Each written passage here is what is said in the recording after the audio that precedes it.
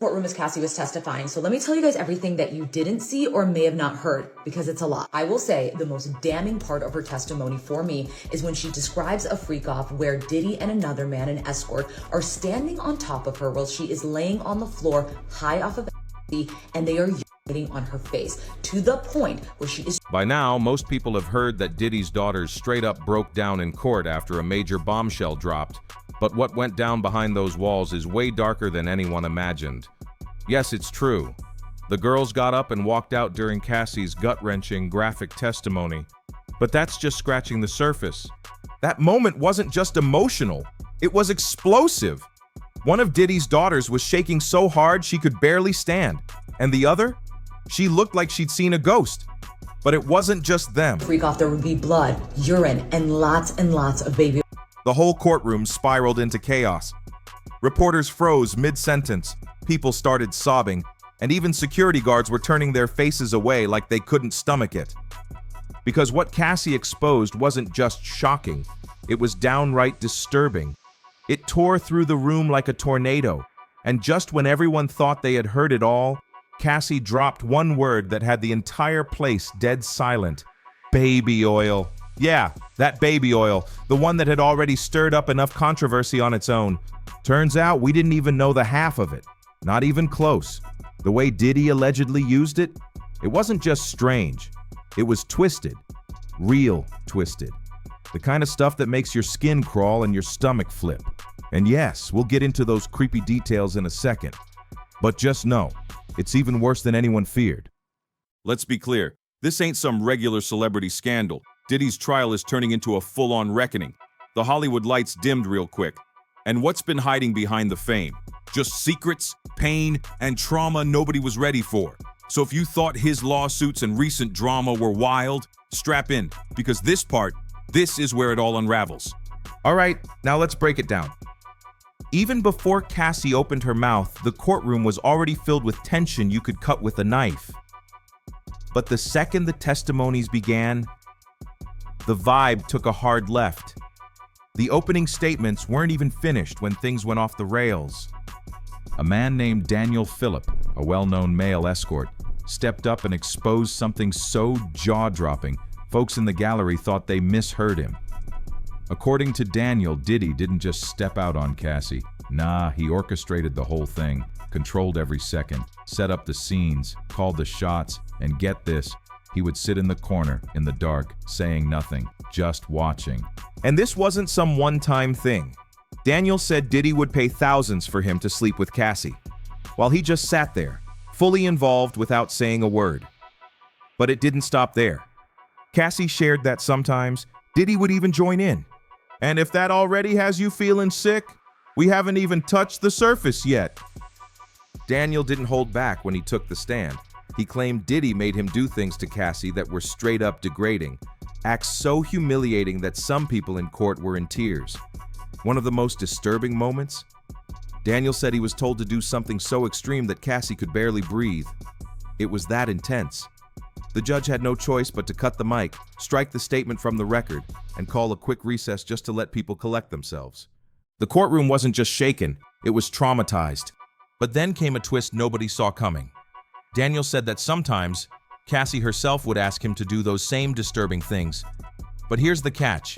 He didn't believe it was her real choice. According to him, the way she spoke, it felt too rehearsed, too forced. Like maybe she had been coached beforehand or manipulated into going along with it. He described it as if she'd been gaslit into saying those things, like she wasn't in control at all. And the creepiest part? Diddy was allegedly directing everything like it was some kind of twisted movie. Every detail was planned. Daniel said Diddy would even specify how much oil to use. Sometimes 2 full bottles, sometimes just half. It was all too precise, like he was obsessed with control. Then came the most heartbreaking moment in the courtroom.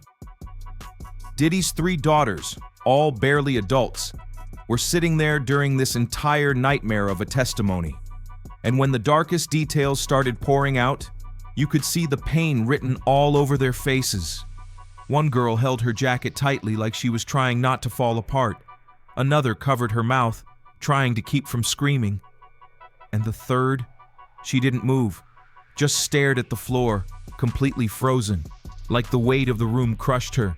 And then they walked out, not just once, twice, meaning at some point they came back in, but whatever they heard the second time must have been even worse, because that courtroom kept spiraling, and people are still wondering why those girls were even allowed to sit through something so graphic and traumatic in the first place. Some folks online are saying letting Diddy's daughters sit in that courtroom was not just reckless, it was straight up bad parenting. People are calling it traumatizing for them to witness such explicit, disturbing testimony about their own father. And let's be real. Those girls were seen leaving the courtroom multiple times when things got too dark. Their mental health? It's what everyone's worried about now. Honestly, they shouldn't have been there. Yeah, maybe it's important for them to understand who their father really was outside of the fame and the flashy image. But no young person should ever be put in a situation like that, sitting through testimony that could leave permanent emotional scars. And here's the wild part. That intense testimony from the male escort, that was just the beginning, because what Cassie said on the stand took everything to a whole different level. If you've made it this far, here's your second warning, because once we open the door to her story, there's no going back. You can't unhear what was said. Did you know the judge had to cut Cassie off during parts of her statement? Especially when she started talking about the way Diddy used oils in his so-called rituals. Yeah, it got that dark. So disturbing that even the court had to shut it down mid-session. That's how raw and graphic her words were. Let me paint the picture for you. It was the kind of testimony that drags you into a deep, cold mental space. A place you didn't even know existed. Her words had people shaken to the core. And now? Let's rewind to day one of the trial because this is where everything officially began. The federal case against Sean Diddy Combs launched in Manhattan under extreme lockdown. Armed security posted on every corner, cell phones snatched at the door, and absolutely no cameras allowed. Reporters were left scrambling, hanging out near the courthouse like it was a battlefield, just trying to catch any scraps of info from behind those walls. And then it happened. On May 13th, 2025, the silence was shattered. Cassie, real name Cassandra Ventura, stepped into that courtroom, but she didn't just walk in like it was any other day. Nah, she showed up visibly pregnant, calm, glowing, and strong. Her belly was full, her presence unshaken. People said she didn't even blink when the paparazzi swarmed her. She walked in like she was ready to drop truth bombs, and the courtroom would never be the same. Cassie's entrance alone sent a message louder than words. Let's not forget, she was the only one with the guts to testify using her real name. No masks, no aliases. That's how much power it took to go face to face with Diddy in that courtroom and show him that she's not scared anymore. She's done. She's free. The second she stepped up to the stand, the whole courtroom went dead silent. No paper shuffling, no side talk, nothing. Just stillness. A woman who had been through the depths of pain finally ready to speak. And the world was watching. And when Cassie opened her mouth, she didn't just testify, she unleashed everything. She laid out exactly what life under Diddy's alleged control looked like, and it wasn't just toxic. It was full-blown domination. According to her, Diddy didn't just abuse her, he ran every single piece of her life like a dictator. She said he cut her off from loved ones, isolated her emotionally, and made her feel like her voice was gone, like her life didn't even belong to her anymore. And those freak-offs people used to whisper about? Cassie said they weren't just rumors. They were real, just like Daniel Phillip had claimed. She told the court that Diddy forced her into those dark rooms, pushed her to perform disturbing acts with strangers, all while he sat back watching. Sometimes alone, sometimes with a camera in hand, but always in control. Cassie said it felt like some kind of twisted ritual. And if she ever resisted, violence was waiting. She talked about being beaten in hotel rooms, about Diddy allegedly slamming her head against walls and destroying phones so she couldn't call anyone for help. She claimed he had total control over her music career too, deciding what songs she could sing, who she could collab with, and when her music could drop. It was like living under 24/7 surveillance. And the most haunting part? Cassie said these so-called freak-offs didn't just happen now and then. They were regular, weekly, sometimes lasting for hours, and the longest one, 4 days straight. That wasn't a relationship. That was a prison with velvet ropes and flashing cameras. And she finally broke free to tell the world what it really was. And if all that wasn't enough to shake the courtroom, it got even wilder when they rolled the footage.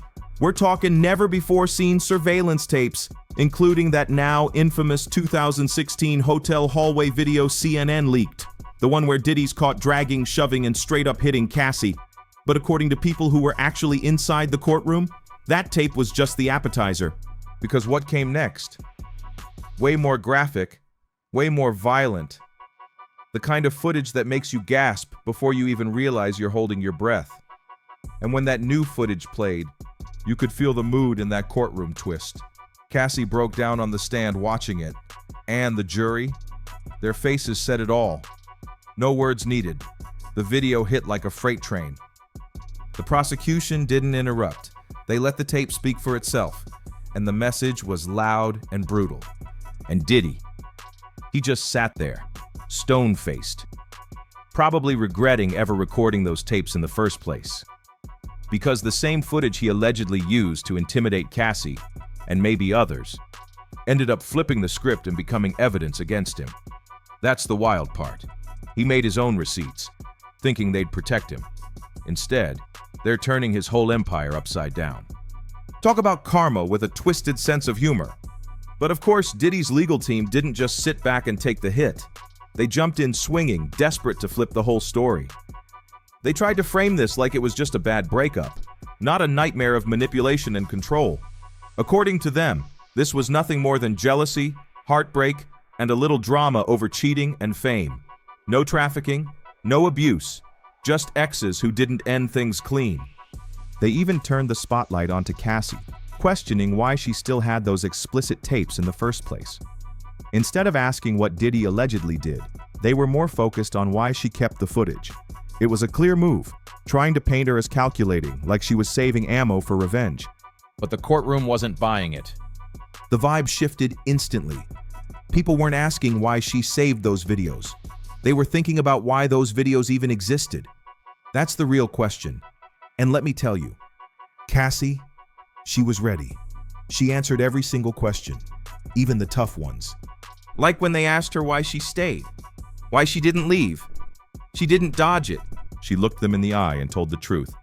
She met Diddy when she was super young, barely out of her teens, and he was a full-grown 37-year-old man. Back then, his name was still Puffy. That kind of age and power gap, it's no joke. Cassie admitted she was young, naive, and completely overwhelmed by the glamour of it all. Working with Diddy felt like a dream come true. So when he started making moves on her, she gave in. She genuinely loved him. And when he started showing interest in other women, she got jealous. She admitted it. That's how deep she was in. So when he started bringing up those freak-offs, she went along with it, thinking that maybe if she kept him happy, he'd stay loyal. She wanted to feel chosen, wanted to feel like she mattered. Even when he started getting violent, she convinced herself that if she just behaved the right way, he'd stop. But he didn't stop. Things only got worse. So for anyone still cold enough to ask, why didn't she just leave? Now you know. It wasn't weakness. It was control, grooming, fear, and deep emotional manipulation, the kind that builds over years and traps you in ways people on the outside will never fully understand. By this point, the defense probably regretted ever asking Cassie why she never left, because what came next shook the whole building. Another headline moment dropped. Cassie's husband, Alex Fine, had pulled up to the courthouse. That's right, her man was in the building, standing tall, making it crystal clear that Cassie was not walking into that war zone alone. But wait, there's a twist. At some point, security escorted Alex out of the courtroom. Why? Because when the court started bringing up those intense 2018 allegations, the judge made it clear he might be called as a witness later. So he had to leave. Still, even though he couldn't stay, his presence spoke volumes. The message was loud and clear. Cassie had backup. And let's be real, this didn't feel like a trial anymore. It felt like the start of a whole docuseries. Every single moment had people holding their breath, heart rates spiking like they were watching the season finale of a real-life nightmare. Cassie is expected to stay on that stand for 3 full days.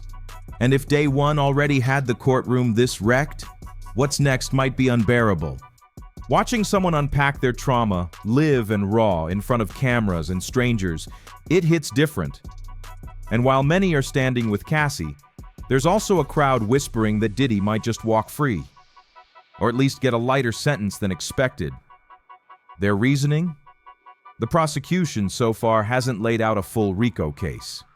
It's looking more like a story of emotional abuse and power games rather than criminal enterprise, at least for now.